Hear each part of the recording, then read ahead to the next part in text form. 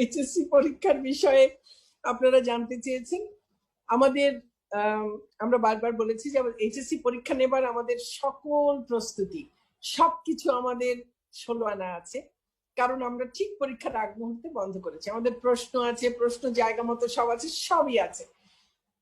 এখন প্রশ্ন হলো যে এই যে বিরাট সংখ্যক পরীক্ষার্থী এবং আমাদের পরীক্ষায় যেরকম নিয়ম, আমাদের সঙ্গে আমাদের দেখা যায় বাবা মা আত্মীয় স্বজন তারাও কেউ কেউ যান। 14 লক্ষ পরীক্ষার্থী, তার সঙ্গে যদি অভিভাবক দু একজন যান, আর সেটা দিয়ে সংখ্যা অনেক বাড়ছে। তারপরে লক্ষাধিক যারা প্রত্যবেক্ষক আছেন শিক্ষকরা, তারা, তার সঙ্গে আছেন আইন শৃঙ্খলা রক্ষাকারী বাহিনীর সদস্যরা, এই সব মিলিয়ে একটা বিরাট 25-30 লাখ লোকের একটা সম্পৃক্ততা, এবং যাদের অধিকাংশই হয়তো গণপরিবহন ব্যবহার করবেন। তো সেই জন্যই স্বাস্থ্য ঝুঁকিটার ব্যাপার আমাদের সবসময় মাথায় আছে, যে কারণে আমরা এখন পর্যন্ত এটি নিতে পারিনি। আগামী দিনে অনেক কথা আসছে। মাননীয় প্রধানমন্ত্রী নিজে বলেছেন যে একটা এই শীতের সময় এটির প্রকোপ বাড়বার একটি সম্ভাবনা রয়েছে।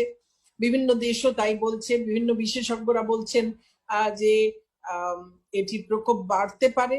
তার সঙ্গে আরো যেটি বলছেন যে আমাদের একটা দ্বিতীয় ঢেউয়ের কথা বলছেন, সেকেন্ড ওয়েভ একটা আসতে পারে, এরকম নানান কিছু আছে। এর মধ্যে আমরা কি করব? আমাদেরকে ইন্ডিপেন্ডেন্টের পিন্টু যেমন বলেছেন যে তার সঙ্গে কেউ কেউ কোনো কোনো পরীক্ষার্থী গ্রুপ তারা বলেছে যে তারা পরীক্ষা ছাড়াই মূল্যায়ন চায়। কারো কারো এরকম আমাদের কাছেও অনেকে ইমেল করেছেন, অনুরোধ পাঠিয়েছেন যে কি হবে, আমরা পরীক্ষা দিতে চাই না, আমাদের এমনি আগের পরীক্ষার রেজাল্ট দিয়ে মূল্যায়ন করা হোক। এটা একটা অপশন হতে পারে যে ঠিক আছে, কোনো পরীক্ষাই নেওয়া গেল না, আমরা সব প্রস্তুতি নিলাম, সবকিছু করলাম, তারপরে কোনো পরীক্ষা নেওয়া গেল না, তাহলে কি হবে? তাহলে কি এই শিক্ষার্থীরা আর পরবর্তী পর্যায়ে যাবে না? নিশ্চয়ই তারা পরবর্তী পর্যায়ে যাবে। বিশ্ববিদ্যালয়ে ভর্তির জন্য তো তাদেরকে আরেকবার পরীক্ষার সম্মুখীন হতেই হচ্ছে। তাহলে পরীক্ষা ছাড়াই মূল্যায়ন করার একটা সম্ভাবনা তো থেকেই যাচ্ছে, আমরা সেটিকে নাকচ করে দিচ্ছি না।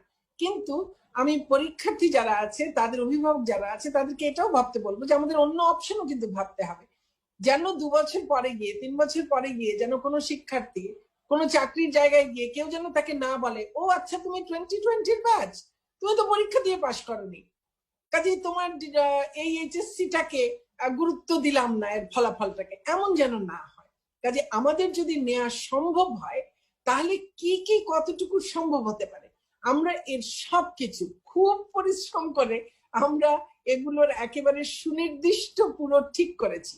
আমরা এই আজকে হলো বুধবার, আগামীকাল বৃহস্পতিবার, আমি আশা করছি আগামী সপ্তাহের সোম মঙ্গলবারের মধ্যে আমরা এই বিষয়টি সুনির্দিষ্টভাবে আমাদের পরিপূর্ণ পরিকল্পনা একেবারে তারিখ সহ আমরা আপনাদের সামনে ঘোষণা করতে পারবো।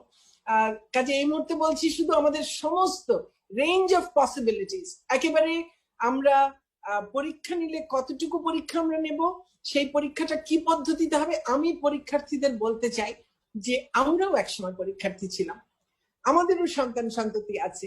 আমরা কিন্তু কোনোভাবেই চাই না যে আমাদের পরীক্ষার্থীরা যারা দীর্ঘদিন প্রায় 6 মাস যারা পড়াশোনার থেকে অনেকেই হয়তো একটু দূরে সরে গেছেন, অনেকেই তেমন ভাবে আর নিয়মিত ভাবে পড়াশোনা করতে পারছেন না, এটা খুব স্বাভাবিক। 6 মাস ধরে তো একটা পরীক্ষার জন্য পরীক্ষা কবে হবে কবে হবে করে এই প্রস্তুতি নিয়ে রাখা যায় না, ধৈর্য ধরে রাখা যায় না। কাজেই আমি বারবার বলেছি অন্তত 15 দিন সময় দেব।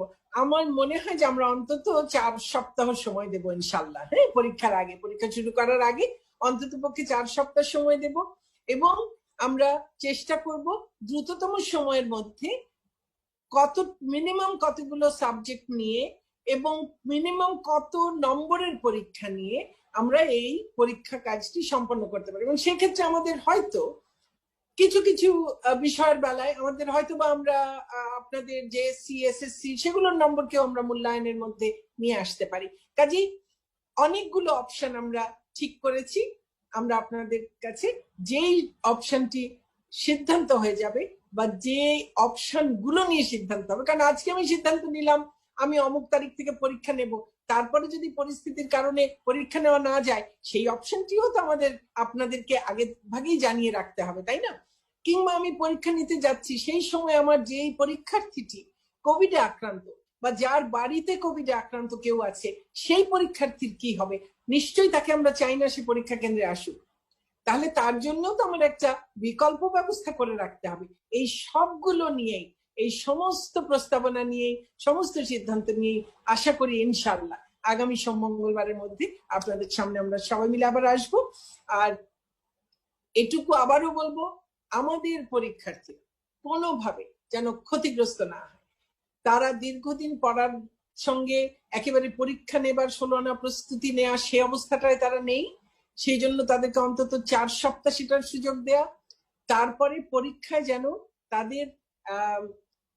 তারা যেন সুবিধাজনক উপায়ে সুন্দরভাবে যেন পরীক্ষাটা দিতে পারে দুশ্চিন্তা ছাড়া, সেটার জন্য আমরা ব্যবস্থা করব। আর অপশন রাখবো যারা কোনো কারণে পরীক্ষাটা দিতে পারবেন না তাদের কিভাবে মূল্যায়নটা হবে। এই সবগুলো বিষয় নিয়ে ইনশাআল্লাহ আগামী মঙ্গলবার আপনাদের সামনে আসবো। তো এই মোটামুটি আমার